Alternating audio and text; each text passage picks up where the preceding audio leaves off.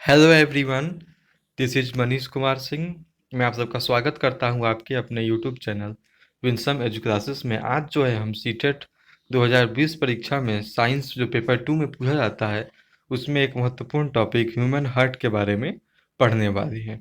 आज के इस वीडियो में हम सब देखेंगे कि मानव हृदय कैसे फंक्शन करता है, उसके कितने पार्ट्स होते हैं तथा हमारे शरीर में जो रक्त का प्रवाह होता है, जो ब्लड सर्कुलेशन होता है, वो कैसे जो है कार्य करता है।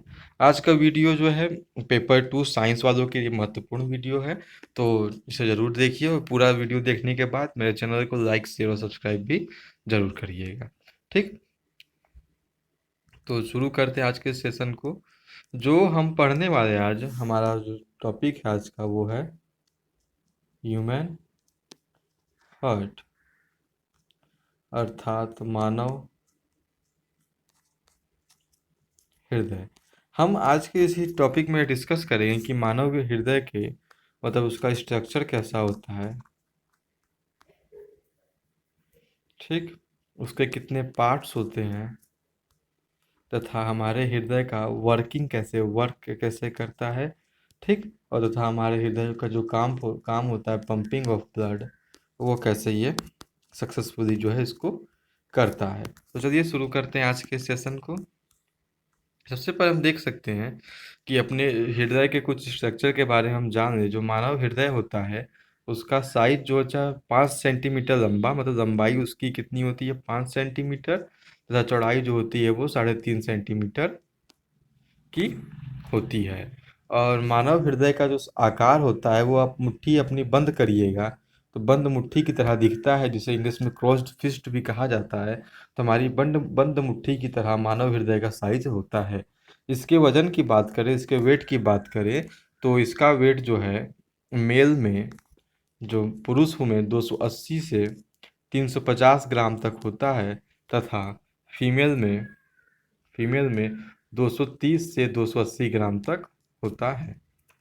ठीक, तो पुरुषों का हृदय जो है ज़्यादा भारी होता है महिलाओं की अपेक्षा। अगर आपसे पूछे कि मानव हृदय का एवरेज वेट कितना होता है, इसका एवरेज वेट जो है 300 ग्राम इसका एवरेज वेट होता है।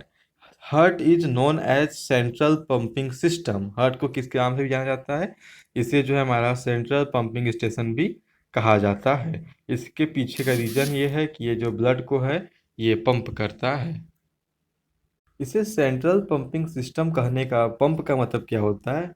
जो हमारा हृदय का जब हम वर्क देखेंगे तो हृदय का जो वर्क होता है वो होता है ब्लड को क्या करना, पंप करना है। ब्लड को, जैसे कि हमारे घर में जो मोटर लगा होता है वो पानी को खींच कर पूरे जो है घर के नलों तक पहुंचाता है, वही काम जो है ठीक हार्ट का भी होता है। हार्ट जो है हमारे ब्लड को शुद्ध करके उसे जो है हमारे पूरे शरीर तक क्या करता है, पंप करता है। कहाँ तक? पूरे बॉडी तक। इसी वजह से हमारे हार्ट को जो है सेंट्रल पंपिंग स्टेशन कहा जाता है। हमारा हृदय जो 1 मिनट में 72 बार धड़कता है, ठीक, 72 बीट्स या धड़कन जो होती है, तो 1 मिनट में 72 टाइम्स ये जो है बीट करता है या धड़कन इसकी होती है। अब अपने हृदय की बात करें तो हृदय का जो परिसंचरण है वह दोहरा परिसंचरण है। अब दोहरा परिसंचरण क्या होता है इसके बारे में हम देख लेते हैं। इसमें जो है ब्लड जो है 2 बार सर्कुलेट होता है। हमारे शरीर में जो ब्लड होता है, दोहरा परिसंचरण का मतलब ये होता है कि हमारे शरीर में जो ब्लड है वो 2 टाइम्स होकर जाता है। 2 टाइम्स कैसे होता है? एक होता है दैहिक परिसंचरण। दैहिक परिसंचरण में क्या होता है, जो रक्त होता है वो बॉडी टू लंग अर्थात शरीर से फेफड़े की ओर जाता है, ठीक, और जो भी ब्लड शरीर से फेफड़े की ओर जाता है वो इम्प्योर ब्लड या अशुद्ध रक्त या अनऑक्सीकृत रक्त कहा जाता है उसे। अनऑक्सीकृत रक्त का मतलब होता है ऐसा ब्लड जिसमें CO2 मिला हो, ठीक, CO2 या यूरिया और भी ढेर सारी चीज़ें होती हैं जो ब्लड में मिल जाने पर ब्लड क्या हो जाता है, इम्प्योर हो जाता है। तो दैहिक परिसंचरण में क्या होता है, ब्लड जो है बॉडी से हमारे लंग्स की ओर जाता है और ब्लड का टाइप कैसा होता है, इम्प्योर ब्लड होता है। इम्प्योर ब्लड का मतलब हुआ अनऑक्सीकृत ब्लड, मतलब जिसमें ऑक्सीजन ना होकर सिर्फ कार्बन डाइऑक्साइड और यूरिया पाया जाए।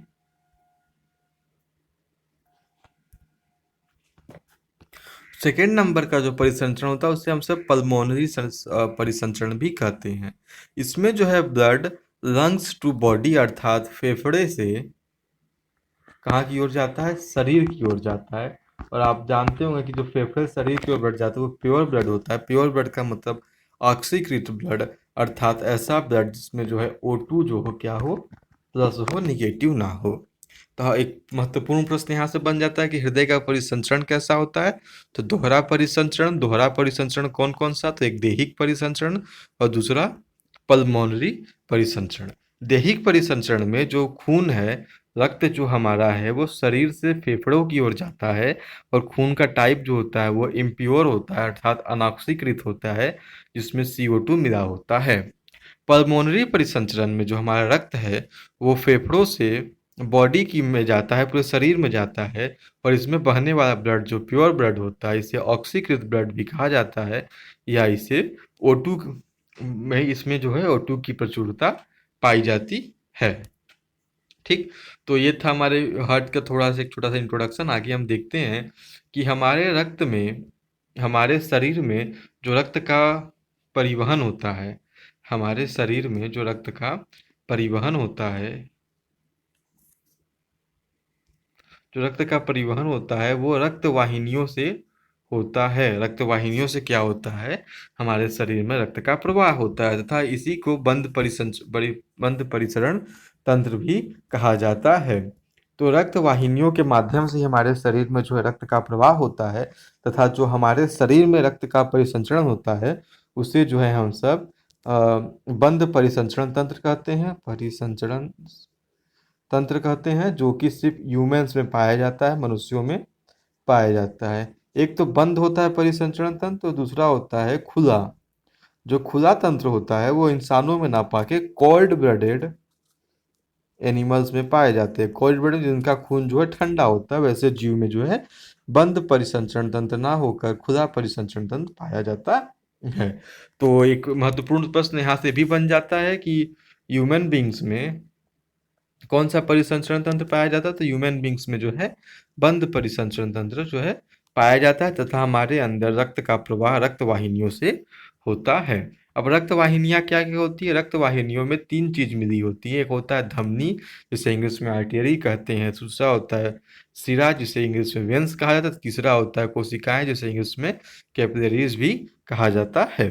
तो हम एक एक करके धमनी और सिरा के बारे में पढ़ लेते हैं। यही दोनों जो महत्वपूर्ण है तथा परीक्षाओं में इससे प्रश्न पूछे जाते हैं। और जब हम धमनी की बात करते हैं तो धमनी में जो है शुद्ध रक्त का प्रवाह होता है। शुद्ध रक्त मैंने आपको बताया, शुद्ध शुद्ध रक्त मीन्स कैसा रक्त, ऑक्सीकृत रक्त को ही हम सब क्या कहते हैं, शुद्ध रक्त कहते हैं, जिसमें O2 की प्रचुरता पाई जाती है। धमनी का जो व्यास होता है, जो इसका व्यास होता है वो क्या होता है, अधिक होता है। ठीक, व्यास ज़्यादा होता है, तो व्यास ज़्यादा होने पर इसमें जो रक्त बहता है, रक्त की तीव्रता भी अधिक होती है, परंतु इसमें बहने वाले रक्त का आयतन कम होता है। तीन चीज ध्यान दीजिएगा कि आर्टरी का जो व्यास क्या होता है, अधिक होता है, इसमें रक्त की तीव्रता भी अधिक होगी, परंतु रक्त का आयतन इसमें कम होता है। वैसे तो धमनी का कार्य होता है, धमनी से शुद्ध रक्त का प्रवाह होता है, परंतु एक जो दूसरी धमनी है, इसका नाम है पुल्मोनरी धमनी, उसमें अशुद्ध रक्त बहता है। ठीक, तो ये चीज ध्यान दीजिएगा। अगर आपसे पूछे कि धमनी में कौन सा रक्त बहता है, तो आपका जवाब रहेगा धमनी में शुद्ध रक्त बहता है। और धमनी से शुद्ध रक्त कहाँ से कहाँ की ओर बहता है, मैंने आपको बताया शुद्ध रक्त जो है हमारे लंग्स से, फेफड़ों से जो है बॉडी तक बहता है। ठीक, तो अगर क्वेश्चन बनता है कि धमनी शुद्ध रक्त को कहाँ से कहाँ तक पहुंचाता है, तो धमनियों का कार्य होता है लंग्स से बॉडी तक शुद्ध रक्त को पहुंचाना। परंतु अगर क्वेश्चन पूछे पुल्मोनरी धमनी का क्या कार्य होता है, तो इसमें इसका कार्य होता है अशुद्ध रक्त को बॉडी से कहाँ ले जाना, लंग्स की ओर ले जाना। किसका काम, पुल्मोनरी धमनी का।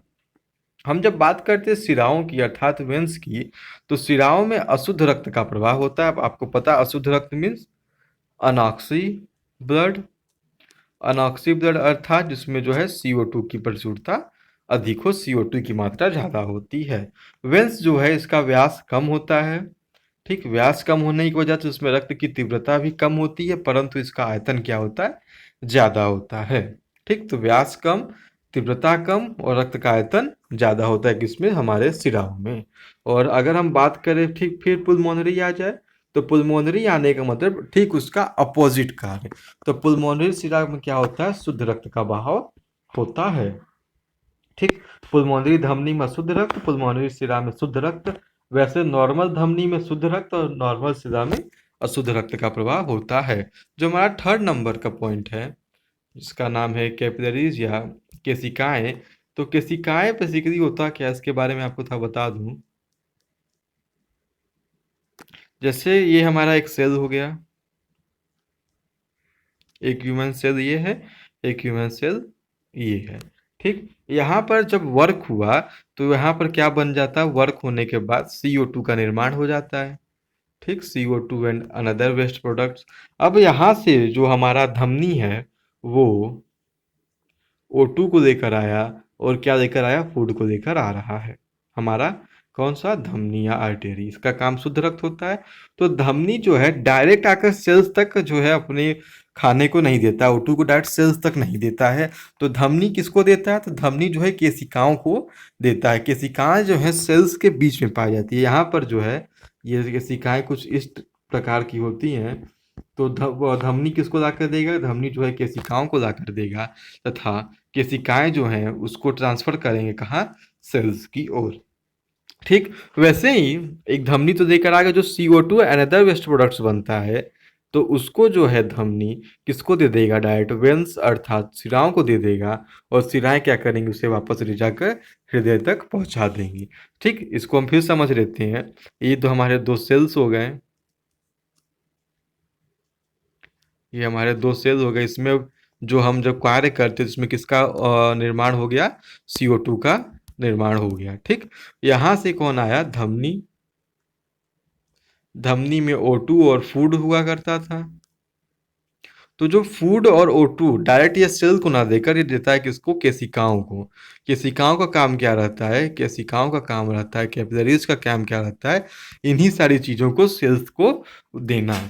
ठीक, अब सेल जो है इन सब चीज़ों को पा गया, परंतु जो CO2 और वेस्ट मटेरियल्स बना है वो भी ठीक कैपिलरीज जो है किसको दे देगा, वेंस को दे देगा। फिर वेंस जो है वापस, तो केशिकाओं एक तरह से फूड एंड O2 को क्या करता है, तो सेल्स तक देता है धमनियों के माध्यम से, तथा सेल्स से CO2 and other waste products को जो है वापस शिराओं को दे देता है। तो कोशिकाओं का आगे कोशिकाओं अगर आप देखना चाहें तो जो हमारे आँख होते हैं, आँख में जो किनारे साइड इस एरिया में करीब लाल रंग का ऐसे ऐसे करके आप देख सकते हैं बना होगा, तो वही जो है हमारा धमनी और केशिकाएं होता है। तो केशिकाओं का काम क्या होता है, ये जो है फूड और O2 को सेल्स तक पहुंचाता है, तथा CO2 और अनदर वेस्ट मटेरियल्स को जो है वेंस को वापस दे देता है।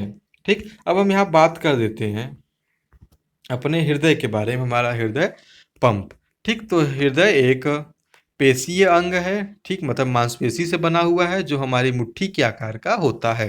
तो आप यहाँ शेप देखिए तो हृदय जो है हमारे मुट्ठी के आकार का होता है। क्योंकि रुधिर को ऑक्सीजन व कार्बन डाइऑक्साइड दोनों का ही वहन करना होता है। ठीक, मैंने अभी आपको क्या बताया, रुधिर जो है कार्बन डाइऑक्साइड O2 और CO2 दोनों को क्या करता है, लेकर चलता है। तो इसकी वजह से इसी काम को, अतः ऑक्सीजन प्रचुर रुधिर मीन्स ऑक्सीकृत रक्त को कार्बन डाइऑक्साइड युक्त रुधिर मतलब अनऑक्सीकृत रुधिर से मिलने से रोकने के लिए हृदय कई कोष्ठकों में बटा होता है।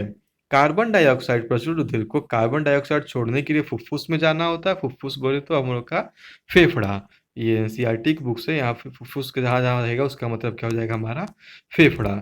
ठीक, तो इसको जो है CO2 वाले ब्लड को CO2 प्रचुर रुधिर को जो है अपना CO2 छोड़ने के लिए कहाँ जाना पड़ता है, फेफड़े में जाना होता है, तथा फेफड़े से वापस ऑक्सीजनित रुधिर को हृदय में लाना होता है। यह ऑक्सीजन प्रचुर रुधिर तब शरीर के शेष हिस्सों में पंप किया जाता है। ठीक, इसको आगे हम देखते हैं अच्छी तरह से। तो क्या होता है,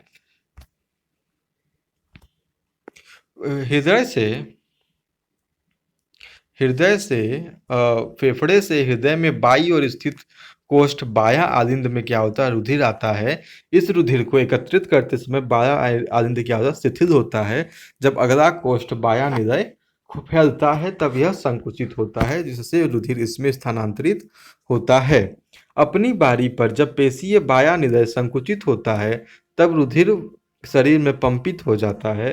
ऊपर वाला दायां कोष्ठ दायां आलिंद जब फैलता है तो शरीर में भी ऑक्सीजनित रुधिर इसमें आ जाता है। जैसे ही दायां आलिंद संकुचित होता है, नीचे वाला संगत कोष्ठ दायां निलय फैल जाता है। यह रुधिर को दाएं निलय से स्थानांतरित कर देता है। और यहाँ पर जो है इसने बताया कि कैसे कार्य जो हमारा हृदय जो है कैसे कार्य करता है। इसको हम अच्छे से समझ लेते हैं कि ये मान के लेते हैं कि हमारा एक हृदय है। ठीक, ये हमारा हृदय है। हृदय को जो है 4 भागों में बांटा जाता है। ठीक, हृदय को कितने भागों में बांटा गया है, 4 भागों में। ठीक, हार्ट को बारे में थोड़ा हम यहाँ समझते हैं। जो हमारा हृदय होता है वो 4 कोष्ठकों में बटा होता है। ठीक, हमारा हृदय कितने कोष्ठक में बटा होता है, तो हमारा हृदय जो है 4 कोष्ठकों में बटा होता है। ऊपर वाले हिस्से को हम सब आलिंद कहते हैं। ठीक, और नीचे वाले हिस्से को हम सब जो है निलय कहते हैं। तो ऊपर वाले हिस्से मतलब एक तरफ दायां आलिंद हो जाता है। ठीक, एक तरफ ऊपर दायां आलिंद और नीचे दायां निलय, और दूसरी तरफ इधर हो जाएगा हमारा बायां आलिंद और बायां निलय। ठीक, तो यही हमारा जो है कहानी है। आलिंद को हम सब आर्टरी कहते हैं तथा निलय को हम सब वेंट्रिकल्स कहते हैं। तो अब हम जहाँ जहाँ कहीं भी ए लिखेंगे उसका मतलब हो जाएगा आलिंद, जहाँ जहाँ वी लिखेंगे उसका मतलब हो जाएगा वेंट्रिकल। आर ए का मतलब हो जाएगा राइट आर्टरी, आर वी का मतलब हो जाएगा राइट वेंट्रिकल, यल ए का मतलब हो जाएगा लेफ्ट आर्टरी तथा यल वी का मतलब हो जाएगा लेफ्ट वेंट्रिकल। तो हृदय के बारे में हम यहाँ पर इसके स्ट्रक्चर को थोड़ा और अच्छी तरह समझते हैं। तो मैंने आपको बता दिया ये बन गया आपका हृदय। इसको बांट दिया हमने 4 भागों में। तो सबसे पहले जो ब्लड है वो कहाँ से हृदय में प्रवेश करता है, जो प्योर ब्लड है। ठीक, पीबी जहाँ मैं लिखूंगा उसका मतलब हो जाएगा प्योर ब्लड। जो प्योर ब्लड है वो हृदय में बाएं आलिंद से प्रवेश करता है। ठीक, ये बायां आलिंद आप सब जानते होंगे, इसे मैं लिख देता हूँ लेफ्ट आर्टरी। तो हमारे हृदय में जो प्योर ब्लड है, O2 वाला जो ब्लड है वो कहाँ से प्रवेश करता है, वो जो है लेफ्ट आर्टरी अर्थात बाएं आलिंद में प्रवेश करता है। बाएं आलिंद में एक वल्व बना होता है, एक नस बनी होती है। उसी नस के माध्यम से जो O2 वाला ब्लड होता है वो लेफ्ट वेंट्रिकल अर्थात बाएं हृदय में क्या कर जाता है, प्रवेश कर जाता है। यहाँ से जो हमारा ब्लड है दो नसों के माध्यम से जो है पूरे के पूरे कहाँ शरीर में जो है फ्लो करने लगता है। तो प्योर ब्लड कहाँ से आता है, जो प्योर ब्लड है वो O2 वाला ब्लड जो है हमारे शरीर में, आपको मैंने बताया था पुल्मोनरी शिरा के माध्यम से आता है। इसके माध्यम से पुल्मोनरी शिरा के माध्यम से हमारे शरीर में जो है प्योर ब्लड आता है तथा ये प्योर ब्लड प्रवेश करता है लेफ्ट आर्टरी में। लेफ्ट आर्टरी से ये एक नस किया एक वॉल्व के माध्यम से लेफ्ट वेंट्रिकल अर्थात बाएं हृदय में प्रवेश करता है तथा यहाँ से यह जो है पूरे के पूरे शरीर में हमारे फैल जाता है। इतनी बातें आप सबको समझ में आ गई। अब हम बात करते हैं हमारे, ये तो बाएं भाग की बात हो गई। तो एक प्रश्न बन सकता है कि हृदय का बायां भाग कौन से ब्लड को देखता है, तो हृदय का जो बायां भाग है वह शुद्ध रक्त अर्थात प्योर ब्लड मतलब O2 युक्त ब्लड को देखता है। अब हम बात करते हैं अपने हृदय के बाएं साइड को। ठीक, तो जो बायां भाग हो जाएगा हमारे हृदय का, उसको मैं बना देता हूँ। तो हाँ, अब यहाँ पर हो जाएगा राइट आर्टरी और यहाँ पर हो जाएगा राइट वेंट्रिकल। ठीक, अब इसमें हम बात करते हैं तो जो ब्लड है, सॉरी फिर कट गया, ये बन गया हमारा, ये हो गया राइट आर्टरी, ये हो गया राइट वेंट्रिकल।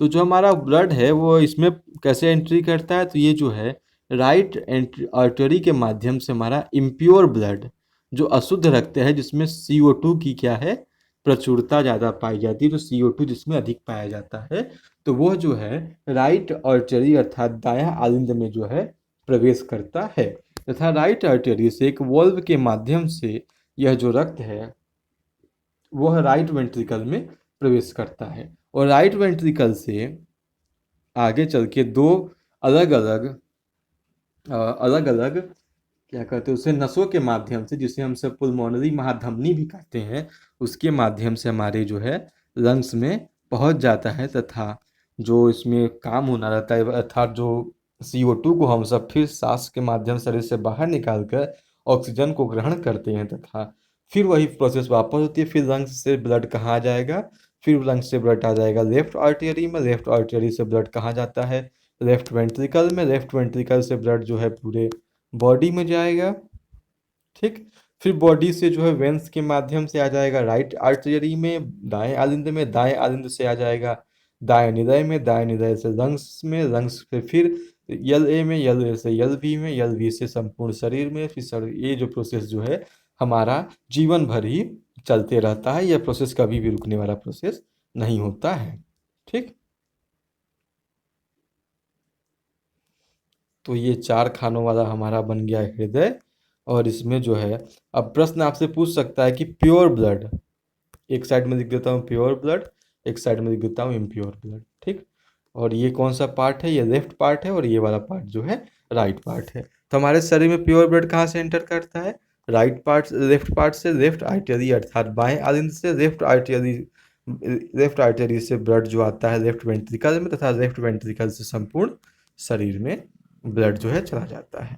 संपूर्ण शरीर से होने के बाद ब्लड जो है वेंस के माध्यम से वापस जो है कहाँ पहुंच जाता है, हमारे राइट आर्टरी में। राइट आर्टरी में ब्लड कैसा है, इम्प्योर ब्लड है। वहां से ब्लड तुरंत हमारे पहुंचता है राइट वेंट्रिकल में। राइट वेंट्रिकल से ब्लड जो है सीधे चला जाएगा कहाँ, हमारे फेफड़ों में। तो यही जो है छोटा सा काम हमारे हृदय में हमेशा चलते रहता है। ठीक, ये मैंने आपको समझाया। अब यहाँ पर जो इसमें जो है समझाने का पूरा मतलब यही था कि पहले फुफ्फुस से हृदय में बाईं ओर स्थित कोष्ठक बायां आलिंद में क्या ब्लड पहले बायां आलिंद में आता है, ये बाएं आलिंद के से अगला कोष्ठ बायां निलय में ब्लड जाता है, तब ये संकुचित अर्थात सिकुड़ जाता है। सिकुड़ने पर जो है रुधिर जो है हमारे शरीर में स्थानांतरित हो जाता है। उसके बाद जब इसकी नंबर आती है तो बायां पेशीय निलय संकुचित होता है और रुधिर जो है पूरे शरीर में पंपित हो जाती है। पूरे पंपित होने के बाद जो जो इसको काम करना था काम किया, O2 को खत्म किया, तो इसमें CO2 बन गया, यूरिया बन गया, उसको जो है वापस लेकर कहाँ पहुंच जाता है, ये दाया कोष्ठ में।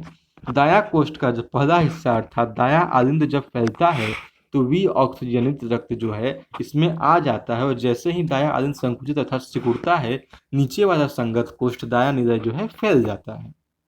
ठीक, फैलने से दाया आलिंद जो है पूरे ब्लड को दाया निलय में स्थानांतरित कर देता है, और जो अपनी पारी आने पर ऑक्सीजनीकरण मीन्स O2 मिक्स करने के लिए रुधिर को कहाँ भेज देता है, फुफ्फुस अर्थात हमारे हृदय में पंप कर देता है। आलिंद की अपेक्षा निलय की पेशीय भित्ति मोटी होती है, क्योंकि निलय को पूरे शरीर में रुधिर भेजना रहता है। ठीक, तो निलय का काम क्या होता है, पूरे शरीर में जब आलिंद या निलय संकुचित होते हैं तो वह उल्टी दिशा में रुधिर को प्रवाह को रोकता है। तो ये संकुचित क्यों होती है, हमारे शरीर में जो है ब्लड का बैक फ्लो नहीं होता है, जो रक्त होता है सिर्फ आगे बढ़ेगा, कभी भी जो है पीछे जो है हमारे शरीर में रक्त नहीं बढ़ता है। ठीक, अब यहाँ एक और डायग्राम से मैं आपको और समझा देता हूँ। फुफ्फुस में ऑक्सीजन रुधिर का प्रवेश कैसे होता है, फुफ्फुस अथवा हमारे जो हृदय में ब्लड का प्रवेश जो है कैसे होता है, इस डायग्राम से समझते हैं। हृदय हृदय का दायां व बायां बंटवारा ऑक्सीजनित व विऑक्सीजनित रुधिर को मिलने से रोकने में लाभदायक होता है। ठीक, ये देखिए, ये हो गया लेफ्ट हिस्सा, ये हो गया हमारा राइट हिस्सा। ठीक, तो इस तरह का बंटवारा शरीर को उच्च दक्षतापूर्ण ऑक्सीजन की पूर्ति कराता है। पक्षी और स्तनधारी सरीखे जंतुओं को जिन्हें उच्च ऊर्जा की आवश्यकता होती है, यह बहुत लाभदायक होता है। ठीक, अब ये कार्य कैसे करता है इसको हम सब देख लेते हैं।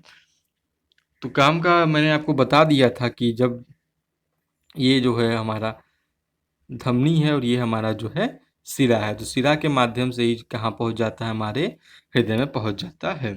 ठीक, आगे हम देख लेते हैं इसको जो लिखा हुआ उसमें हम देख लेते हैं जल स्थलचर या बहुत से सरीसृप जैसे जंतुओं में 3 कोष्ठीय हृदय होता है। ठीक, हमारे में 4 होता है और बहुत से जीवों में कितना होता है, 3, अर्थात सांप वगैरह में 3 ही पाए जाते हैं। और ये ऑक्सीजनित तथा विऑक्सीजनित रुधिर धारा कुछ सीमा तक मिलना भी सहन कर लेते हैं। दूसरी ओर मछली के हृदय में केवल कितने 2 कोष्ठक होते हैं, जहाँ से ये रुधिर में भेजा जाता है, तो जहाँ यह ऑक्सीजनित होता है और सीधा शरीर में भेज दिया जाता है। इस चक्र द्वारा मछलियों के शरीर में एक चक्र में केवल एक बार ही रुधिर हृदय में जाता है। ठीक, तो हमारे में जो दोहरा परिसंचरण तंत्र मैंने आपको बता दिया कैसा होता है और कैसे जो है ब्लड का ट्रांसफर हमारे शरीर से हृदय की ओर होता है। ठीक, ये जो हृदय का यहाँ चित्र भी दिया हुआ है, आप इसे देख सकते हैं। देखिए, ये हमारे लेफ्ट हिस्सा हो गया, तो ये बायां आलिंद और ये बायां निदय, और ये दायां आलिंद और दायां निदय। फुफ्फुस धमनियों से जो है, ये फुफ्फुस धमनियां हो गए, फुफ्फुस शिराएं हो गए। फुफ्फुस मीन्स वही पल्मोनरी धमनी है, पल्मोनरी शिरा। तो यहाँ फुफ्फुस शिराओं से क्या होता है, प्योर ब्लड जो है कहाँ आता है, बायां आलिंद में।